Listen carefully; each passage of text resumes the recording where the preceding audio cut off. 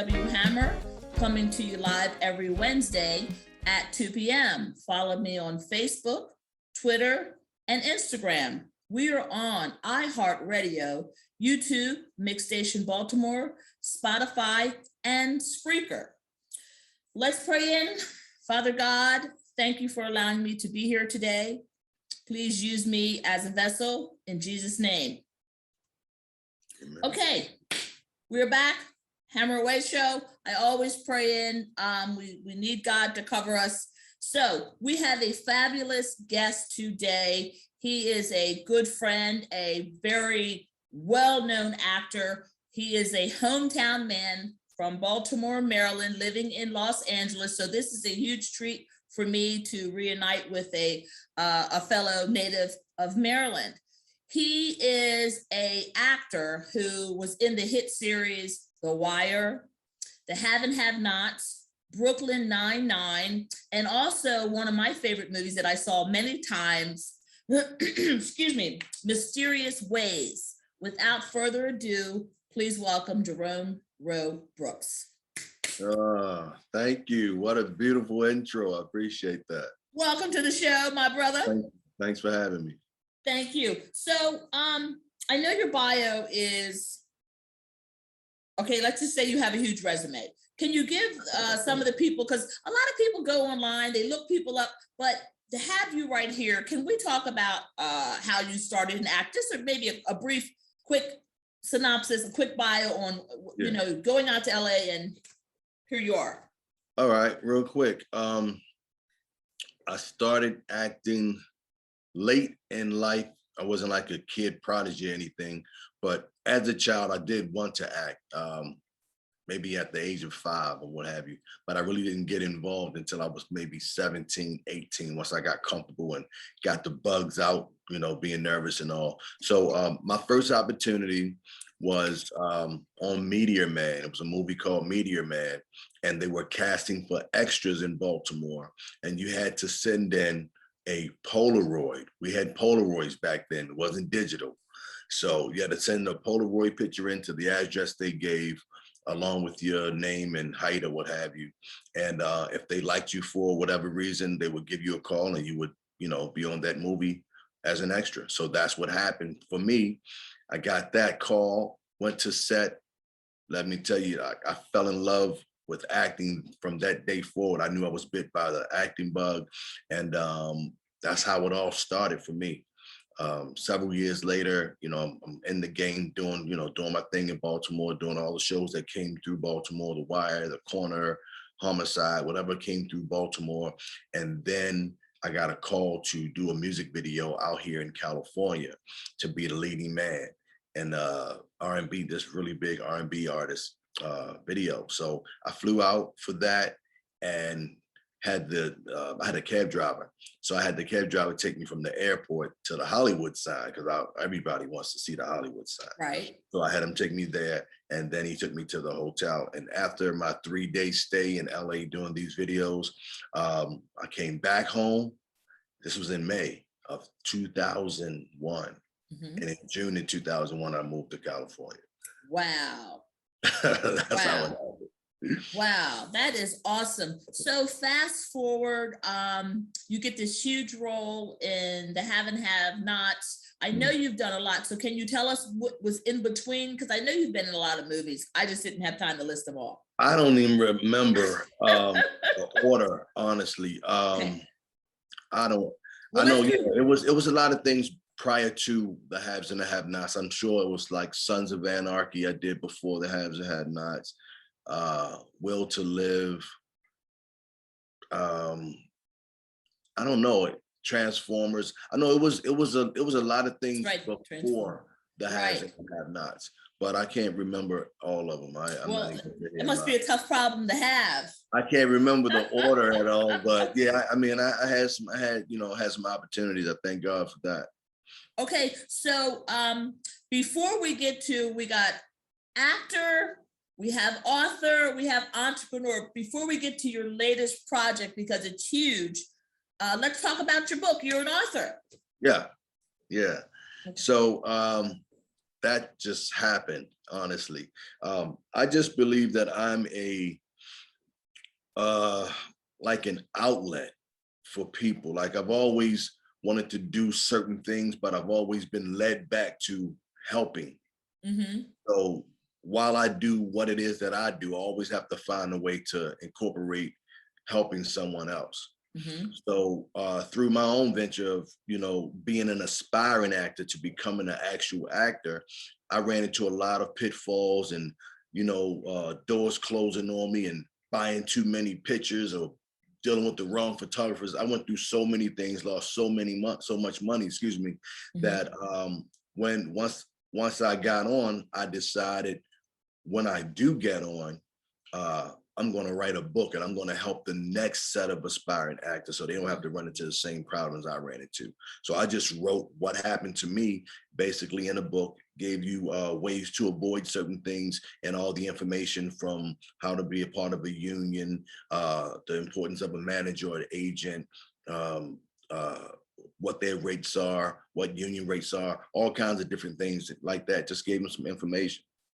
So it's called From Background to Actor. Is how to go from extra to actor. How to go from extra to actor. I see it in the background. Yeah, let us get a nice Let me pull it up for you. Let me pull it up for you. There it is. Yes, from extra to actor. Nice picture. Very handsome. Thank you, I darling. know I put my lipstick on because I know, I mean, like, good Lord. But I was a little nervous. So this book can be found on our all online Amazon. Yeah, Amazon, Barnes and Nobles, and on my website, Brooks, what is it, robrooks.com. Yes. Okay. Okay. So then you're out here. You've been out there for what, 22, 23 years? Something It's been like a minute. that. Somewhere Okay. around there. So you do all this great work. So you have this plethora of experience. And then I discover through this great email blast and the news wire from Hollywood that Right. you now own a management company. So Brooks Talent Management Company. Yes. Okay, yes. so tell the audience, please, what that is. Well, the same thing happened. Like I said, I feel like I'm an outlet, so I had to find something to do with the knowledge that I've gained all these years. And most of my friends are in the business, as you already know. Mm-hmm. So a lot of them don't have the information, or let's put it this way, it's extremely hard to get a representation, whether it be a manager or an agent. It's extremely difficult to get those. So I just felt like, because I knew a lot about the industry, I wanted to give back on another level. And I've just figured out what it would take for me to become a manager, to represent talent. And I did so. And, it's really been one of the best things I've ever done, just to see the smiles on the people's faces that we bring on, and seeing their faces when they book their very first commercial or television show or whatever. It's just a beautiful thing. So that's how it started, just from back in the day. And when I was 17, I started managing rappers and singers. And I never knew it would come full circle to me managing actors and writers and voiceover talents and, things when people like of that sort, so I'm just grateful, man. Congratulations, by the way. That's a huge accomplishment. And it seems like it was inevitable that you would wind up here, because a lot of times they say, and I know you've heard this, when you make it, you're the last to know. But if you look, you know what I mean? Yeah. But if you look over your life and you look where you came from, where you are now, you did pretty good. Yeah, if you look at it that way, I don't look at it to say that I made it. I know I'm at the point where I can say I'm proud of myself, but I do know where I came from. I know I'm not done yet. I'm not completely satisfied. I have a lot more work to do, a lot more help to give, to offer. But yeah, I'm on the right path. The doors open a little easier. The doors open a little easier, right? When you tug on them, they're not locked. They got a little wiggle room. In some instances, yeah. In some instances, yeah. So in some instances, yeah, the door does open a little easier. That's only because when you have 30 years in the business, somebody knows you. Yeah. And it's not that, it's not extremely hard to, but you do run into situations where what you've done doesn't matter. Like, and it's crazy. It's Hollywood, Yeah, so it's Hollywood. yeah. But I hate the saying I get in where I fit in. I hate it because it sounds too easy. It sounds like a cliche because I don't want to get in where I fit in. I want to go places where I've never been. Right. You know what I'm saying? But people say that all the time. I have a lot of friends that say it. Yeah. But what do you say when, okay, so we know how Hollywood works. A lot of people don't. But there is room for everyone. So Yeah. if even if they say no to this project, somebody's saying yes somewhere else. Yeah, well, it's room. God will make room for your talents, period. Yes. You But just have to work on it, Exactly. But what I want to say to the person who gives up, or so they don't give up, what I just said again was, where the door may not be available here, it's somewhere else. You know this because you've always kept trying until you came to fruition. What do you say to the person who, when they hear the word no, they feel like it's all, that's it, washed. But we know it's not. What do you say? Let me say this. First of all, getting where you fit in, I don't believe in that either. I believe in force your way in the place you want to be. Make your own mold. So getting in where you fit in is just a comfortable area, but it's not an area to challenge. You have to force yourself into the place where you really want to be. Don't just go here because it's comfortable. Go over here where you really want to be, where it's a little more difficult and it's going to pay off bigger. So you can grow. Grow. So you can grow, exactly. So that's the first part of your question. The second part is never give up. Like, never give up. The doors close all the time. The doors close all the time. But you have to know, first you have to believe in yourself and believe in your own gifts. Because if you don't believe in you, then no one else will. That's first and foremost. So I always tell people, if you give up today, tomorrow may be the day you get that phone call, and you'll never get that phone call. So you have to know within yourself what success means to you. You can't try to be successful on a particular level for the world. You have to say, me getting to this place is success for me.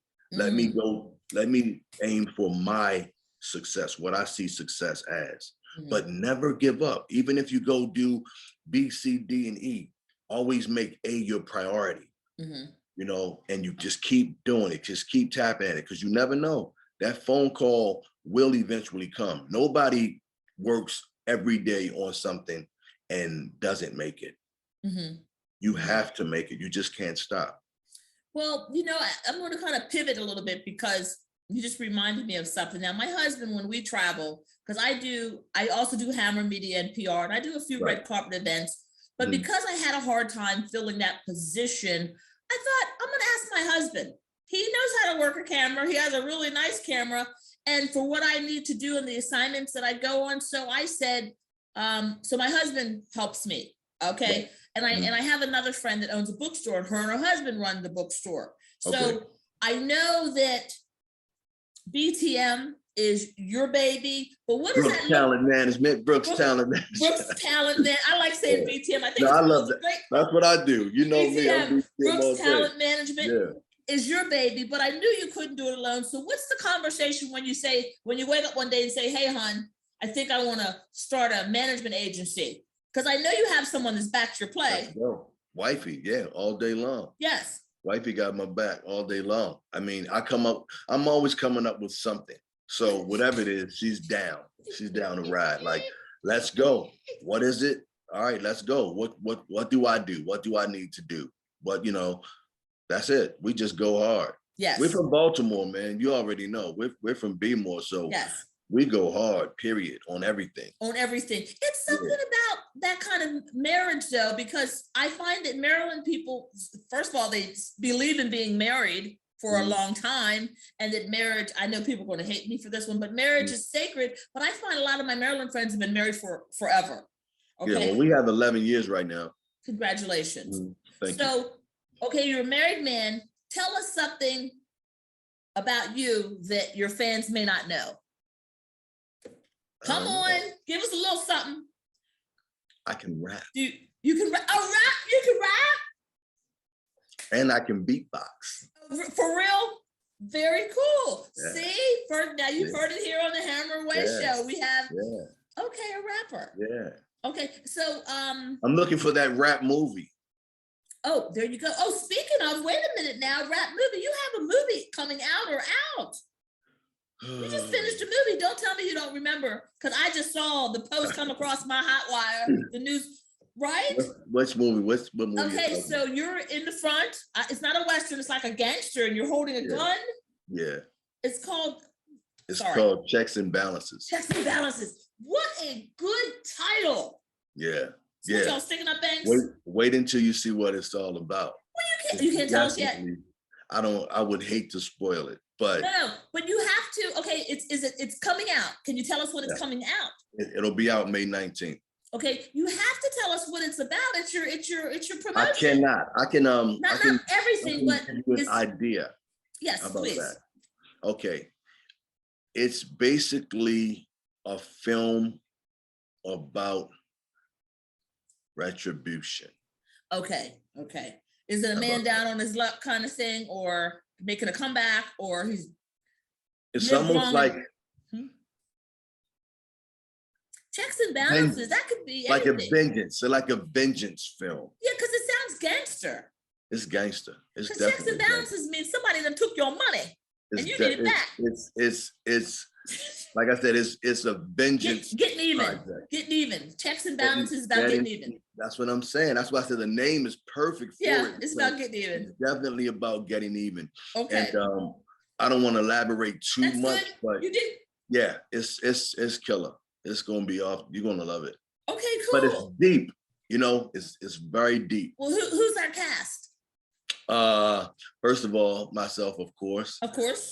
We have the lovely Kathleen Bradley, who played Mrs. Parker in Friday. I saw the. Hi, Miss Parker. Hi, Miss Parker. Yeah. We have my co-star, which is the lead that plays opposite me. Her name is Jasmine Hester. She's a great actress.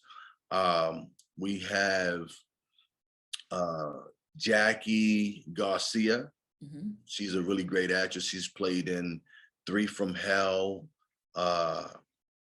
Granddaddy Daycare. She has some really good credits as well. Nice. Who else do we have? We have several talents from BTM as well. What? Wow, that's pretty cool. So, and the production is it's in May. It's coming out in May. Yeah, it'll be May 19th is when it'll drop. Yeah. Okay. Very cool. Congratulations. Thank you. That's a big deal, because movie making is not easy, and it's definitely not cheap. No, you're absolutely right. I'm actually proud to be a part of this project. Actually proud to be the lead. That's always an honor when you get to be the lead of a film. But I also have another project coming out. I heard from my manager that it's supposed to come out in May, but I don't have an actual release date on it. But it will be on Tubi, and it's called Medina. Okay, Medina. Yeah. Is that like a sci-fi? It sounds sci-fi. It's sci-fi drama. Yeah, we shot it overseas in Qatar. Very cool. Yeah. Wow, that's finally here, because I remember when you've went over there a few years back, didn't you? Excuse me? Did you go over there a few years back to Qatar? Yeah, I did. See, yep. I keep track. Yeah. Went out there, went to Dubai, went to Abu Dhabi. The Middle East is gorgeous, man. Well, yeah, you took some great pictures of the night sky. I remember. Yes. It's a beautiful place.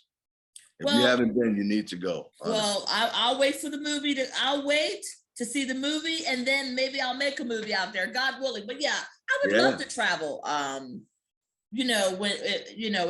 If my lifestyle permits it, absolutely. That's one thing about acting too. You get to do You get to travel the world, depending on where the job is. That's a great thing. Yeah. Exactly. And get paid for it. And there's that. Right. So for Brooks Talent Management, how does being an actor, because we know you said you wanted to help people, but how does being that actor, because you're actually, you're that is still your career. I mean, you still are an actor. How does that currently being an actor help with running the company? It helps, oh my goodness, tremendously. For one, because I am an actor, I know what other actors need or what they're looking for. So it's easier to relate to me, and it's easier for me to relate to them because we're on the same wavelength. If you're not an actor or didn't practice acting and you're bringing people on your team, it's really hard to guide them into where they need to be. You can see what their talent is. You can see where their direction should be focused and things of that nature. But it's really hard to see that if you don't have acting under your belt. So I think that's a big benefit for my clients, to have someone who is an actor that could actually see things from their perspective. Right. Okay. So how do you fare with, okay, well, I'm going to tell you a story and then you please tell me how you fare with young actors or just young people.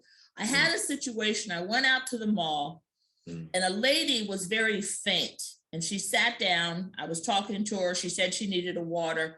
And I said, she said she just said she was faint. And it was a sister. She was about maybe in her 60s. It's hard to tell because, you know, black don't crack. Right. So the closest thing was I can't name the store, but it was a donut store. And I ran to it, ran inside. I said, excuse me, everybody, can you give me a courtesy cup? Sink right there, water. And all three of them turned around and said, we can't give out water. We don't give out water. You have to give me, you have to get a bottle of water. I said, I think the lady's about to have a heat stroke. Can you just give me a cup of that water? And they went on and on and on. And the lady said, just grab it and go. Another lady was in line. She said, and I grabbed the water and I ran out. Somebody else paid for it. Wow. Yes. So we sat with her for, wind up calling the ambulance, and she had her husband on the phone, all that. I said, I almost, because I was going to let her ride alone. But fortunately, her husband's on the phone and was going to meet her at the hospital. If not, I was going to ride with her for sure. That's cool. Because she was up in age, you're by yourself, but she said she couldn't take another step. They couldn't even get her up. Wow. Right. And another girl was with me. She called the 911, but we didn't leave her side.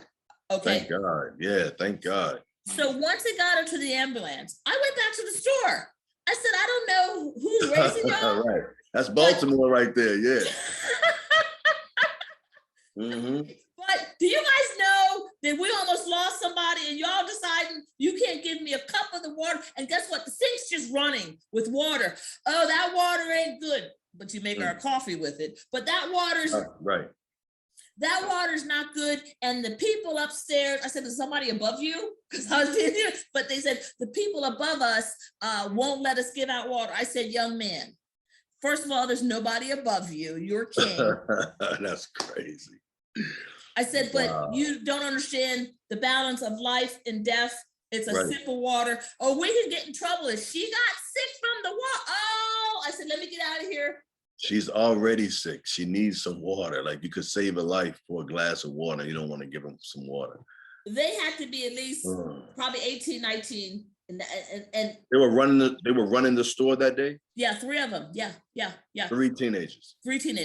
Wow. I'm thinking, how come they don't get that? What's missing, Ro? What's missing? Oh my goodness. Upbringing, respect. Wow.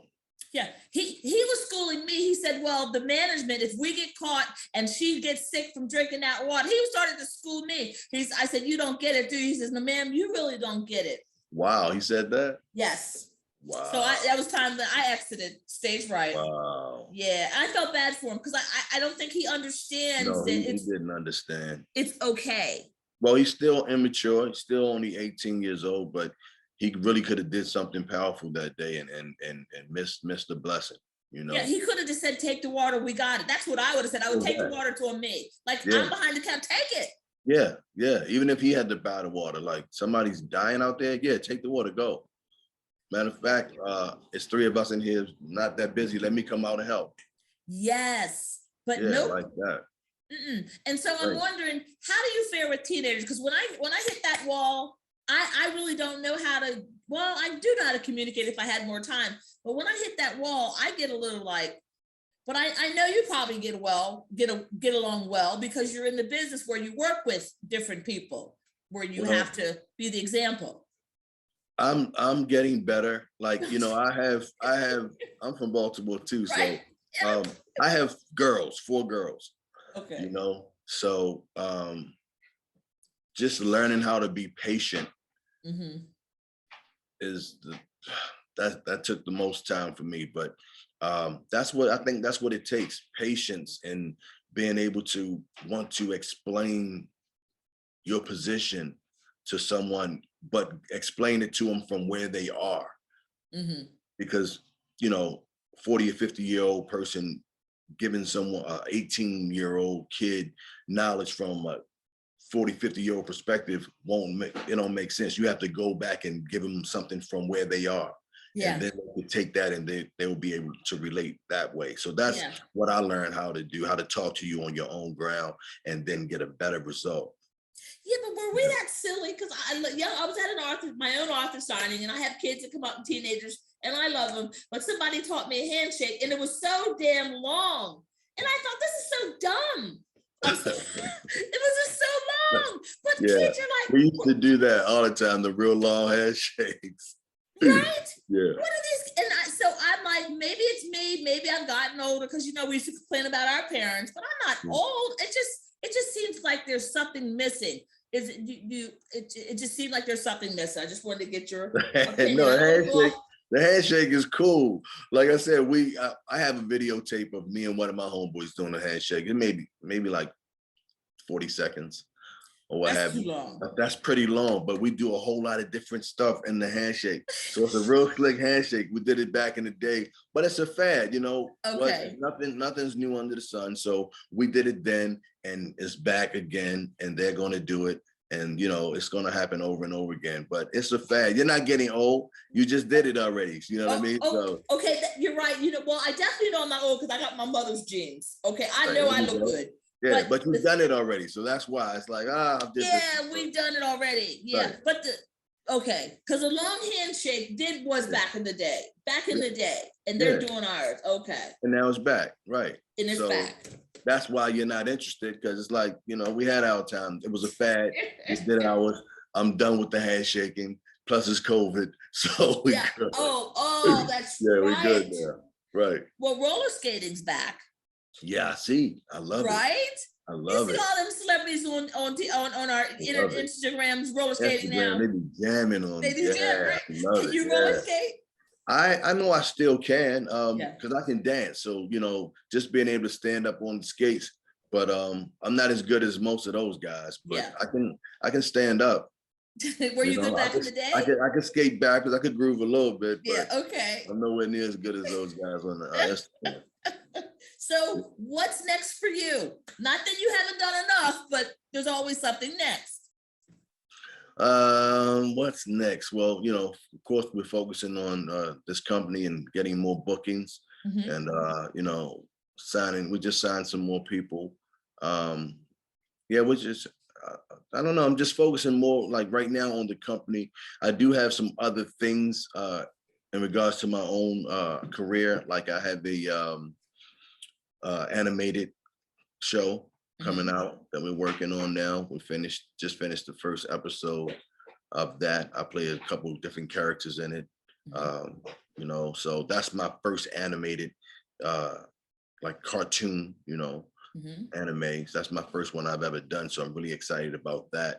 That should be out by the fourth quarter. And on top of that, I do have another project, but I want to wait to talk about that one. That's right. I get it. So who is your idol, if you have one, other than yourself and your wonderful acting? I'm not my own idol. It's a couple of them, man. I always start with Denzel though, but you know, it's a bunch of them. Denzel, Lawrence Fishburne, Wesley. We got some really great African American actors. You know, I like Tom Cruise, when I'm, just switching over to He's a other good actor. I like Tom Cruise. I like that's a bunch of them, man. Tom Hanks, like some phenomenal actors, He's a good actor too. Yeah. Yeah. Angela Bassett, Halle Berry. I can go Penelope Cruz. I can go on and on. It's so many of them. It's so many of them. Yeah. But I like, as far as like our men, African American men, Denzel is at the helm. He's always been right there. Yeah. And everybody loves Sam Jackson. I love Sam Jackson I too. love Sam too. That's what I'm saying. I couldn't even sit here and I would leave so many names out. Yeah. That's why I hate that I even named any, but it's so many talented actors. And I try to go back to the ones that's been in the game for a long time, because the more we got Morgan still developing. Morgan Freeman, you already know. Yeah.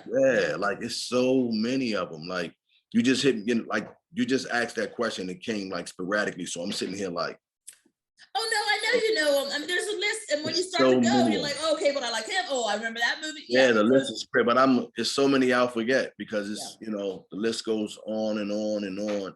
It's just a lot of great actors out there, period. And I take a little bit from everybody, from timing, pace to just you have to. When you look at the greats, it's like watching basketball and you see Kobe Bryant perform, rest in peace, or Michael Jordan. You can't somehow put something they do in your game. You know what I mean? It's going to be mostly you, but you have to add a piece of those guys in your game. Yeah, well, like they always, any sports great, the coach, or player, they watch films because they see, they kind of they can look and see how it's done. It's like a playbook. So even though you have your own style, you can always, even if it's just a turn or a smile, you might say, okay, that was pretty cool. You know what I mean? You it could be something that small. It could really be something that small. Yeah, because Brad Pitt emulates Robert Redford. If you watch all of Robert Redford, Brad Pitt. Everybody has a go-to person. Yeah. Everybody, I don't care, everybody.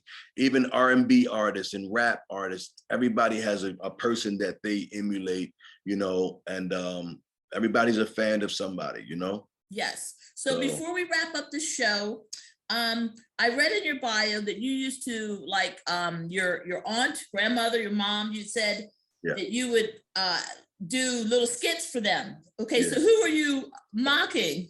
Well, we didn't really do skits. We would dance. They would have us dance for change. So anytime we went to, this was my great aunt and my grandmother, my dad's mom. So anytime we went to their house, they lived like in the same block, but they stayed at each other's homes all the time. So if I went over my aunt's house, my grandmother was there and vice versa. So we never had to go see them individually. So when we would go and visit, they would always have us perform, and I'm the youngest of four. I'm the only. The Jackson 5? No, we would compete. Oh. We would compete. So I do my crazy dances. My sisters would do their crazy dances, and I would win the majority of the time. It'd be like a nickel, 10 cents or something like that. But when you're 5, 6 years old, back then that was okay money. You could get some candy or whatever. But I used to be, dancing my tail off for that couple change. I'm telling you, we had so much fun. But as I look back, because my rap group that I used to belong to, we won at the Apollo in 1990. We were the first rap group to ever win on amateur night. Oh, cool. So I credit all my dance skills and everything to my grandmother and my great aunt. Very cool. Wow, I didn't know that about you. Awesome. Well, I want to thank you so much for coming on today. Thank you. For taking the time out. Hometown man.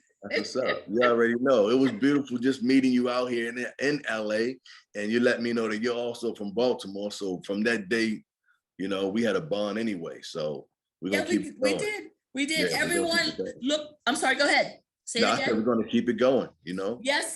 Yes, we are. We have some big things ahead. We'll discuss in the future, and I'll mention it on the show. But we never get ahead of ourselves, right? Yeah, I was about to say something, but let's go ahead and no, go for it. I would love for you to say it. Oh, okay. Yes. Well, everyone, gather around. please welcome, as I introduce to you, BTM's most recent signee. We represent now Miss Cynthia Hammer.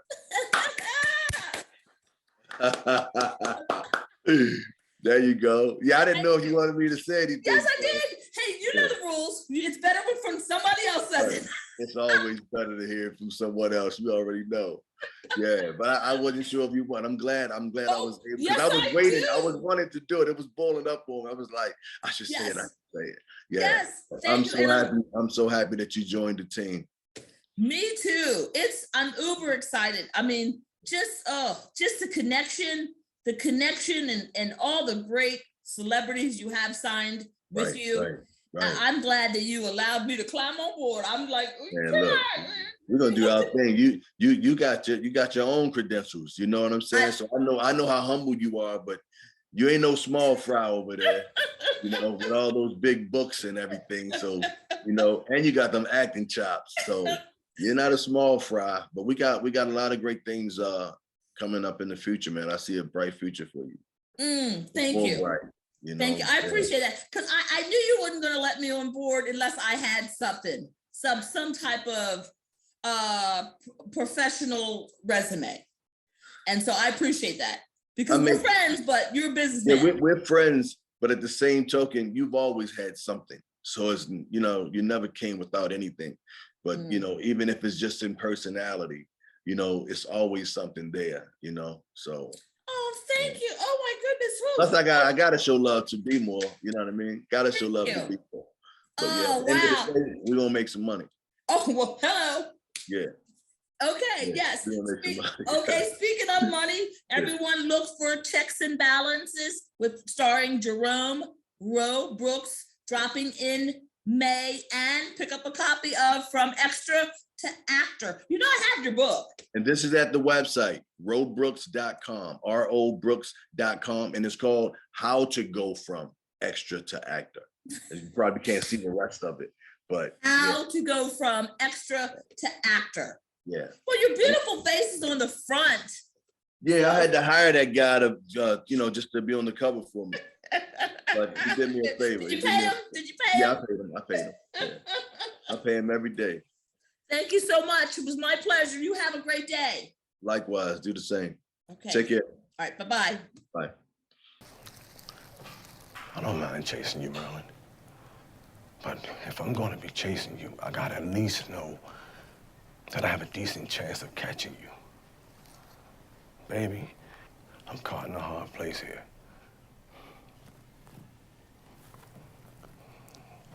Baby, I got that job. I was gonna pass it up, because I saw us having a future together.